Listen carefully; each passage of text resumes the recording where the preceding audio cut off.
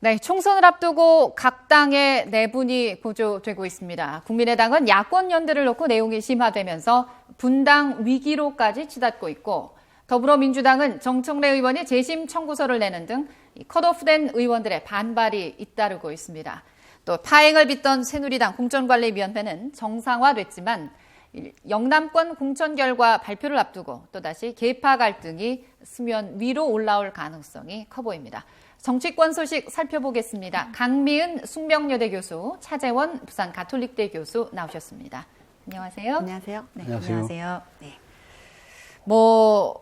분당 위기라는 말까지 나올 정도로 이제 국민의당 상황이 아주 심각합니다. 천정배 대표는 당무를 거부했고요. 김한길 상임 공동선대위원장 결국 사퇴했는데 어떻게 보십니까? 어떻게 갈까요? 사실 어떻게 보면 예정된 결별 수순이 아니었는가 생각합니다. 지금 사실 지난번 더불어민주당의 김종인 대표가 야권 통합을 제의하고 난 뒤에 국민의당이 이걸 두고 상당히 내부 혼선을 빚고 있지 않습니까? 네. 특히 이 당의 3대 기둥이라고 하는 공동대표와 상임선대위원장이 아주 공개적으로 지금 통합을 주장을 하다가 통합이 안 되니까 이제는 수도권 연대라도 해야 된다. 네. 그 주장을 해왔는데 여기 대해서 사실 당의 오너이기도 한 안철수 대표는 아주 안 된다. 내가 허벌판에서 내가 그냥 죽는 한이 있더라도 안 되겠다고 대못을 박았지 않습니까? 네. 그럼에도 불구하고 바로 그 다음날 또 김한길 상임선대위원장이 공개적인 자리에서 또 다시 한 번 더 연대의 필요성을 또 제의를 했거든요. 예. 그러면서 그때 이야기가 11일, 어제까지 사실 그 통첩 시한을 뒀대 들었습니다. 그럼에도 네. 불구하고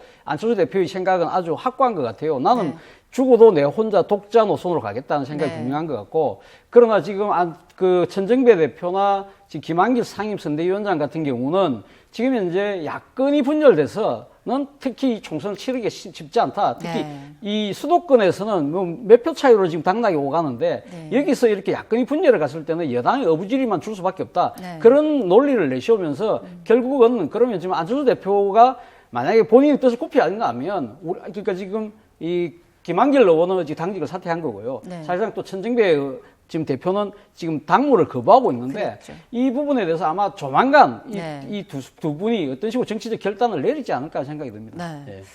조만간 두 분이 어떤 결단을 내리지 않을까 전망하셨는데, 강 교수님, 김한길 의원의 선택지는 어디가 될까요? 때마침 이 더불어민주당 쪽에서 뭐라 그럴까요? 신호를 보냈습니다. 김한길 의원의 지역구죠. 서울 광진갑을 비워놨거든요. 네. 비워놓고 돌아와도 좋다 이런 시그널을 보내는 거잖아요.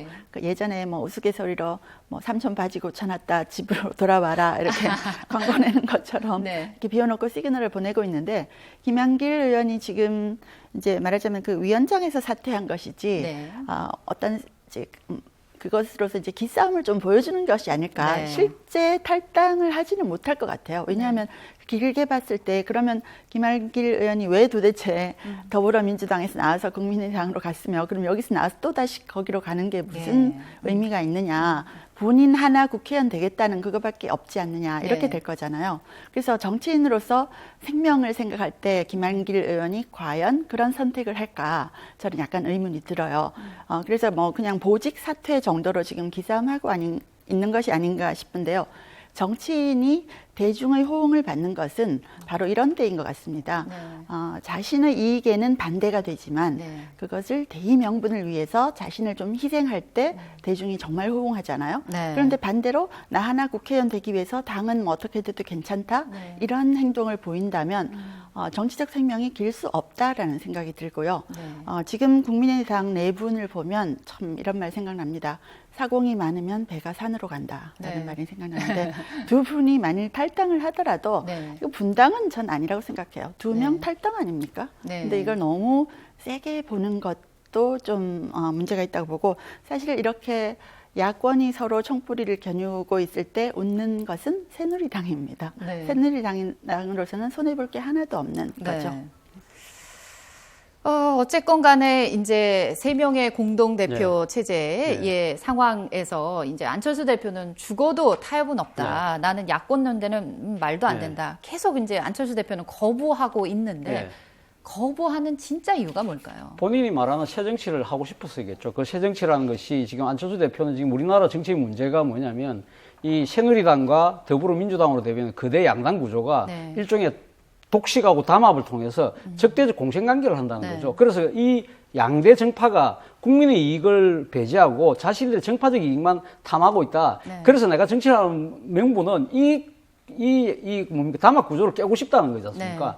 그러나 그것이 지금 이제 그게 표면적인 논리고 사실 네. 어떻게 보면 그럼에도 불구하고 한때는 본인이 새정치 연합을 만들어서 당시 민주당과 통합을 해서 새정치 민주연합까지 만들었지 않습니까? 네. 근데 제가 생각했을 때 그 밑바탕에는 뭐냐면 한번 야당에 들어가서 해봤는데 네. 소위 말하는 친노 패권, 운동권 문화에서 본인의 정치적 색깔, 정치적 비전, 정치적 장래가 없더라. 네. 그래서 이번에 다시 손을 잡는다 하더라도 네. 설사 우리가 승리를 한다 하더라도 내만의 색깔과 비전을 갖고 내 정치를 하기 힘들 것이다. 네. 그렇기 때문이라도 그 강야에서 얼어 죽는 한이 있더라도 내 독자적인 노선으로 가겠다. 네. 자신의 생각은 지금 현재의 지지율만 가지고도 충분히 나름대로 총선에서 교수단체 정도만 만들어내면 네. 우리 정치 구조를 1, 2당이 아니라 3당 체제로만 만들면 자신이 게스팅 보트를 지면서 네. 나름대로 한국 정치의 변화를 이끌어낼 수 있다는 자신감을 아직도 갖고 계신 것 같아요. 그렇군요. 아직은 광야에서 죽을지언정이라고 말씀은 하시지만 내심 자신감이 있다. 네, 이렇게 네. 보시는 거죠. 이번에 더불어민주당 좀 얘기를 해보죠. 어제 이제 3차 컷오프 대상자를 발표를 했습니다. 공개가 됐는데 지금까지의 컷오프 어떻게 평가할 수 있을까? 일부에서는 뭐 김종인 대표가 강조해온 당내 패권주의 청산 별로 나타나지 않았다 이런 평가도 있거든요. 네. 뭐 아직까지는 진행 중이니까 별로 나타나지 않았다 이렇게 말을 할 수 있겠지만 끝에 가서 어떻게 하는가를 봐야 되겠죠. 네. 그리고 실제 뭔가를 하고 있지 않습니까? 네. 그런 점에서는 좀 평가를 해줘야 된다는 생각이 들고요. 네. 이때까지 그 더불어민주당에 대해서 비판을 했던 부분이 어떤 부분이었던가 하면 너무 운동권 세력들이 잡고 있다라는 거죠. 예. 그래서 운동권 세력들이 뭐 민주화를 이룬 그것에 대해서는 우리가 평가를 해줘야 되지만 그것도 이미 흘러간 이야기라는 겁니다. 그래서 네. 그 세력을 청산을 할 수 있느냐, 네. 정말 대중과 호흡하는 정치를 할 수 있느냐, 이것이 중요한 거죠. 예. 일반 국민들은, 유권자들은 이렇습니다. 일단 주머니에 들어온 돈에는 별로 관심이 없어요. 말하자면 힘들게 민주화를 이루어줬지만 감사하지만 이미 주머니에 들어온 돈입니다. 그래서 거기에 대해서는 더 이상 감사를 별로 하진 않고 예. 앞으로 우리 주머니를 어떻게 채워줄 것이냐, 그 계획을 듣고 싶은 거죠. 근데 더불어민주당이 이때까지 그런 계획은 잘 못 내놓지 않았습니까? 네. 그리고 심지어 이제 지금 현재 정권이 좀 실정을 하고 잘 못하는 부분에 대해서 비판을 하더라도 네. 오히려 그 비판의 화살이 유턴을 해서 다시 민주당에게 돌아갔어요. 네. 그렇게 비판할 수 있는 자격이 있느냐라는 질문을 다시 받았던 거죠. 그래서 지금 굉장히 중요한 순간에 서 있다고 봅니다. 어느 정도 친노 패권주의를 청산할 수 있을 것인가? 그리고 예전에 운동권, 거의 정치가 아니라 신앙처럼 되어왔던 그 틀을 얼마나 깰 수 있을 것인가? 신앙과 정치는 그 차이가 있잖아요. 신앙은 자기만 간직하면 돼요. 네. 근데 정치는 끊임없이 국민을 설득하고 지지를 획득해야 되는 과정이잖아요. 네. 근데 그것을 하지 않고 그냥 우리가 이 정도로 했으니까 왜 우리를 인정해주지 않느냐라고 한다면 일반 대중으로서는 등을 돌릴 수밖에 없는 거죠. 그래서 그 기로에 지금 서 있다고 봅니다. 그렇군요. 더불어민주당 2차 컷오프에서 네. 앞서 이제 우리 강 교수님 말씀하시는 동안에 이제 저희가 그래픽이 좀 나갔습니다. 현역 의원 5명이 공천 탈락을 네. 했습니다. 또 3차 컷오프에서도 이제 현역 의원 2명이 탈락을 했어요. 네. 2차에서 탈락한 이 청정래 의원. 정청래 의원. 정청래 의원. 아이고, 네. 죄송합니다. 이거 정 의원님 보셨으면 큰일 날 뻔했네요.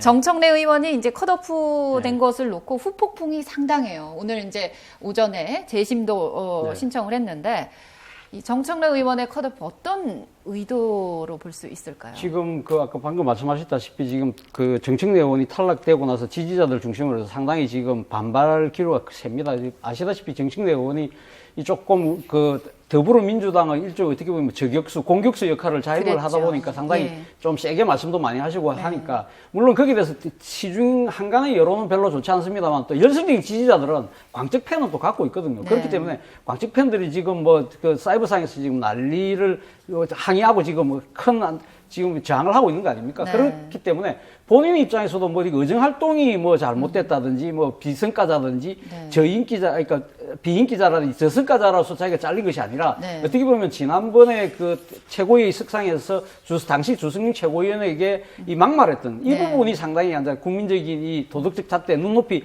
못 맞추기 때문에 떨어진 측면이 있지 않습니까? 네. 그렇기 때문에 그런 부분은 사실 어떻게 보면 정무적 판단에 의한 거니까 네. 자기는 좀 억울하다. 자기 입장에서는 정치적인 이 지금 뭡니까 이 그 위신을 나름대로 물러날 때 물러나서 이런 식으로 자신의 정치적인 그것을 좀 회복하고 싶은 그런 생각은 분명히 있겠죠. 그런데 사실은 어떻게 보면 그렇다고 하더라도 저는 당에서 이 결정을 되돌리기는 힘들 거라고 봅니다. 네. 차라리 공천을 줬으면 줬지 안 줬던 걸 갖다 다시 살려놓으면 아니한 만큼 보다 못할 거 아닙니까? 그죠? 그리고 또 하나는 지금 이 더불어민주당이 현재까지 진행된 이 지금 공천 양상이 뭐 친노 핵심을 비껴갔다, 네. 운동구만을 바꾸지 못했다고 이런 네. 비판이 쏟아지고 있는 상황에서 정책 여원을 되돌리라는 것은 네. 어떻게 보면 김종인 대표 체제에 어떻게 보면 이 마지노선을 허물게 스스로 허무는 그런 네. 꼴이 될 수 있기 때문에 그건 결코 쉽지 않은 결정이라고 봅니다. 네. 앞서서도 잠시 전해드렸습니다만 이제 정 의원이 오늘 재심 신청서를 내면서 기자들이 이제 많은 질문을 했어요. 그동안 2차 컷오프 탈락 명단에 포함된 이후에 상당히 말을 아꼈어요. 그동안은 굉장히 거침없이 말을 한 정 의원의 스타일로 봐서는 뭔가 한마디 할 것 같았는데 말을 상당히 아끼다가 요번에 이제 재심 청구를 하면서도 여러 가지 질문을 했어요. 그 배제에 대해서 심경이 어떤지 또 만약에 이 재심도 받아들여지지 않으면 뭐 무소속으로 출마할 것이냐 이런 많은 얘기를 했는데 굉장히 입을 무겁게 닫았거든요. 본인도 지금 현재 어떻게 보면 사실 이 발표가 나기 전부터 본인이 페이스북을 통해서 자신의 막말에 대한 여러 가지 해명성 걸고 올리고 있지 않습니까? 지금 어떻게 보면 본인한테 지금 이런 시대적 물결이 이렇게 흘러온다. 네. 이걸 거스를 수 없다고 생각한다면 본인은 지금 뭐 연세도 있고 하니까 한 번쯤은 정치를 한 번 쉬고 다시 또 4년이나 또 뭐 또 바로 그 앞에 또 기회가 올 수도 있는 거고요. 그렇기 때문에 본인 입장에서는 지금 현재 더불어민주당이 어떻게 보면 본인의 하나의 희생으로 해서 더불어민주당이 국민의 지지를 더 얻어서 새로 이걸 바탕으로 해서 정권 교체를 이뤄낸다면 그것이 하나의 자기 입장에서는 오히려 더 큰 대의와 명분을 찾을 수 있는 계기도 될 수 있다는 아마 그런 생각을 하고 있지 않을까 하는 생각이 듭니다. 네. 이 정청래 의원 다음으로 친노 좌장격이죠. 이제 이회찬 의원의 거취가 또 굉장히 관심사입니다. 친노 패권주의 청산을 보여주기 위해서 뭐 희생양으로 삼을 것이다 아니다, 뭐 컷오프 탈락될 것이다, 뭐 여러 가지 관측이 나오고 있는데 과연 김종인 대표가 어떤 선택을 하실 거로 보시나요? 네, 이해찬 의원 참 오래 하셨죠. 그리고 국무총리까지 하셨는데 어떻게 될지는 뭐 김종인 대표가 이제 앞으로 공천관리위와 같이 결정을 하겠지만 이런 생각이 좀 듭니다. 이제 기업은 소비자 중심으로 제품을 만들잖아요. 소비자 마인드를 읽고 제품을 만들게 되는데 이 정치권에서 공천하는 과정을 보면 그 안에서 공장장들끼리 싸우고 있어요. 그래서 그것이 과연 소비자들에게 맞는 제품을 만들 수 있을 것인가라는 그런 의문이 좀 들고 네. 최근에 유행하고 있는 오디션 프로그램에 약간 비유를 해본다면 심사위원 중에 이제 당심이 있고 민심이 있습니다. 예, 예. 그럼 당심은 말하자면 이때까지는 충성도, 선명성 이런 걸 봤잖아요. 근데 민심은 어떻습니까? 가창력 뛰어난 사람을 원하는 거죠. 능력 있는 사람을 원하는 거죠. 예. 그런 점에서 비춰봤을 때 이제 과연 소비자들이 원하는, 유권자들이 원하는 후보가 어느 정도 되어야 될 것인가. 그런 점에서 이해찬 의원이 거기에 맞는 사람인가를 결정을 해야 되겠죠. 근데 네. 문제는 당심을 먼저 볼 것이냐, 민심을 먼저 볼 것이냐, 이거라고 생각됩니다. 그렇군요. 새누리당 얘기 이번엔 해보겠습니다. 뭐 이한구 공천위원장, 뭐 비박 의원들 보이콧 이런 불구하고 이제 3차 공천 네. 발표 강행을 네. 했어요. 뭐 막 극으로 치달을 것 같은 계파 갈등이 이제 어느 정도 봉합되는 수순인데 네. 제대로 좀 수습이 될 수 있을 거라 보십니까? 일단은 뭐 지금 현재까지는 뭐 두 양측이 비박계든 친박계든 지금 손을 다시 잡을 수밖에 없는 형편입니다. 네. 왜냐하면 이것은 당내 다른 여러 가지 싸움과 달리 이거는 지금 이제 이 총선을 앞둔 나름대로 이게 공천 일정이거든요. 공천이 지금 사실 잘못되면 이 비박계 친박계의 현역 의원뿐만 아니라 여기 지금 정치 생명을 걸고 있는 전국에 뛰고 있는 수백 명의 사람들, 그 뒤에 가족들, 또 지금 뛰고 있는 후배들 입장에서 정치 생명뿐만 아니라 자신의 전 목숨을 바치고 또 뛰고 있는 분들도 있지 않습니까? 그렇기 때문에 당 지도부가 여기서 지금 계속 싸울 수는 없는 겁니다. 지금 총선이 지금 후보 등록 일정이 불과 한 열흘 뒤로 지금 다가와 있기 때문에 네, 네. 이걸 지금 진행 안 할 수가 없는 상황이거든요. 그리고 또 하나는 지금 이 보수 정당은 특히 이렇게 분열하면 망한다는 네, 것을 체험적으로 네. 알고 있습니다. 그렇기 네. 때문에 그렇게 할 수 없고 또 하나는 집권 여당이라는 거죠. 집권 여당이 총선을 앞두고 이렇게